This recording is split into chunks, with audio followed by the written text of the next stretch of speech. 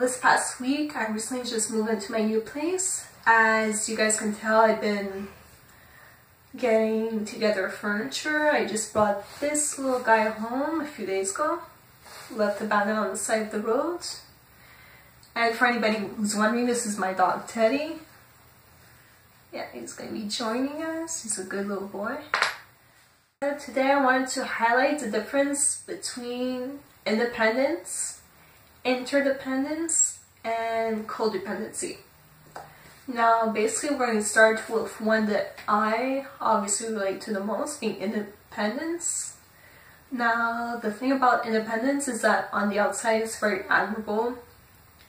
When you're somebody who's independent and who's always taking care of yourself, a lot of people will look up to you. Not exactly sure why, because it's not something that I strive for on purpose. It pretty much just happened by accident. But basically, independence in short is this idea that you can be completely self-sufficient, that you don't need anybody to take care of you. And for anybody who's watching who actually thinks that, I would recommend try going at least a week without attending the supermarket, a week without turning on your phones, without talking to anybody, and we'll see how independent you really are. Now basically the problem with independence is that oftentimes, usually people who are that way are people who were raised in environments that were not very nurturing. Oftentimes we find out in this state of survival mode where everything is about survival of the fittest, every man for himself, and all that crap. And basically it's this whole idea that I don't need anybody to make me happy, I can always make myself happy, I can fill my own cup. Which there might be a little bit of truth, but if you look back on when you were a child, if your parents would have been there to take care of you, you would basically not be here watching this right now. Because back in World War II, there were certain Nazi scientists, and I'll post more details on that below, who managed to confirm the fact that infants actually die from lack of physical contact. And when you see even a child who's born premature, the doctors always make sure as much as possible that the babies get some kind of physical touch from their parents or from the nurses, so that way they can grow faster.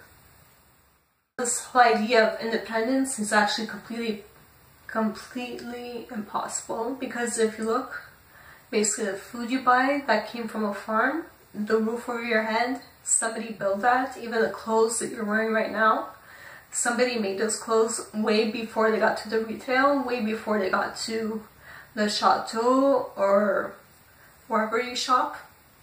But nonetheless, the idea of independence is actually pretty much unattainable for anyone.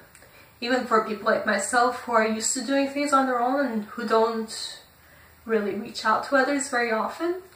Independence in itself actually doesn't even exist. Okay, it's basically just this term where people use it to validate themselves because they don't want to admit to the fact that they do need people. Because as a society, we feel that admitting the fact that we need each other is a sign of weakness, which is not. Because humans are social beings, we need each other, so how can it be a sign of weakness? To have the complete opposite of that would be codependency.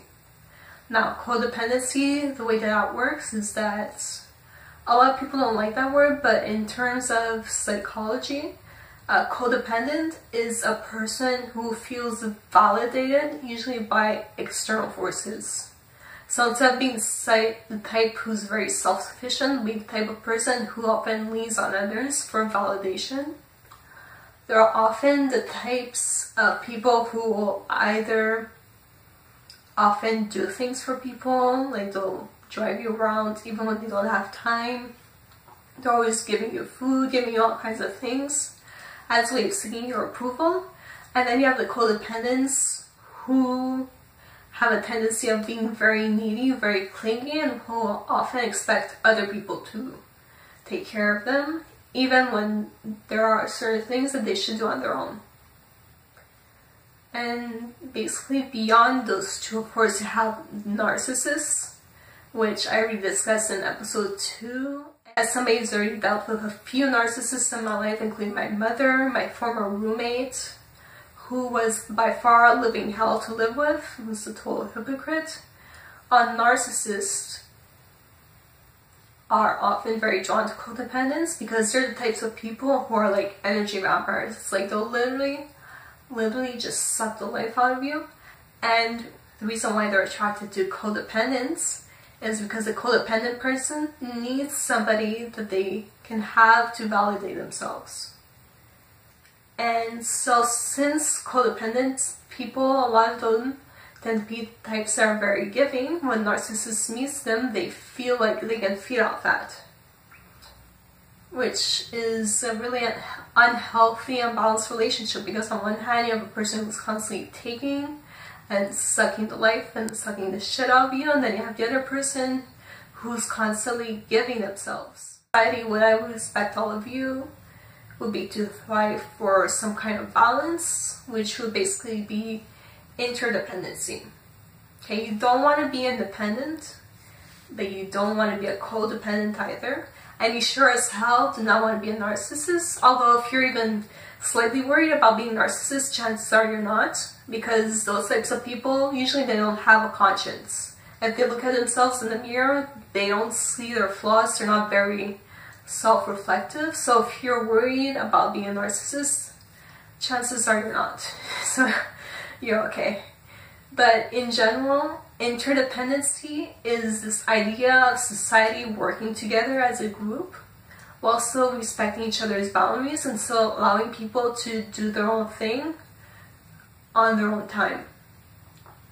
Okay, it's this idea that you can be an individual and you can still be a part of the group, which is something that I think we could all strive for.